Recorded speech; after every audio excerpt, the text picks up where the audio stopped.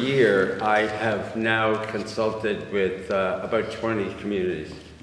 I've learned a lot, and I've heard some really interesting questions. I've heard interesting perspectives and really good ideas.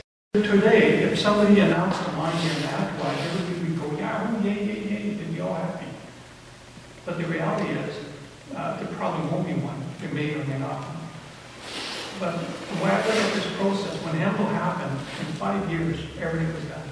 The siting, the environmental studies, everything was done in 5 years.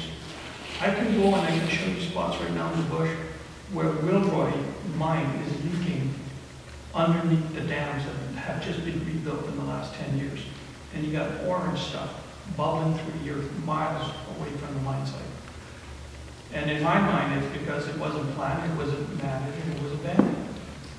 So when I look at this process, you've got like 20 years built up to actual construction and development and all these things. An awful lot of studying, like anywhere in the world. It's not a 5-year process. And then you have a steady economic level for a long period of time. To me, that's appealing. It's something that I value as a community. I look at my grandson, and the other thing that I value, it's not just normal jobs, which has very few. There's all kinds of jobs. There would be associated, a lot of science jobs. There would be tourism jobs. People from around the world would come and see this thing.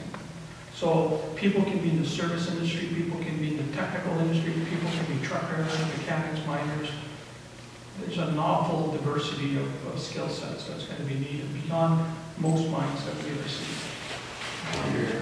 When I see all that, and I balance everything, and I look at the future of my tax bill, I want to consider this. I want to keep exploring this. I want it as an option in my life, in my grandson's life. And I have those fears and I have those concerns. But compared to what's happening to the fish on the Black River and everything else we have right now, this is a lot less worrisome to me than what's been done in this area already. Transportation field. I mean, I'm on the highway all the time.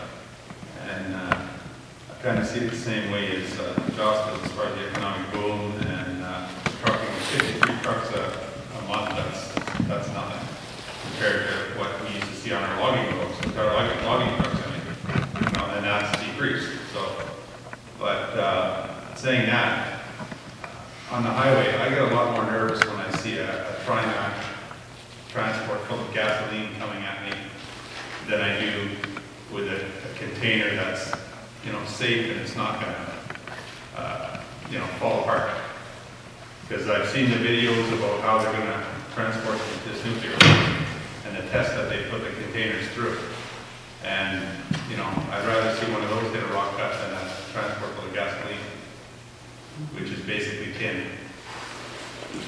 So that's just my thoughts on the process of this and how states are looking at it. And I think it's a great thing.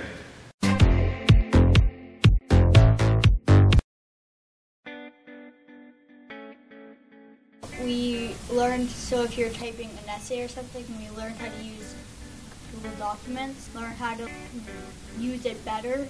Like you can upload things and you can send it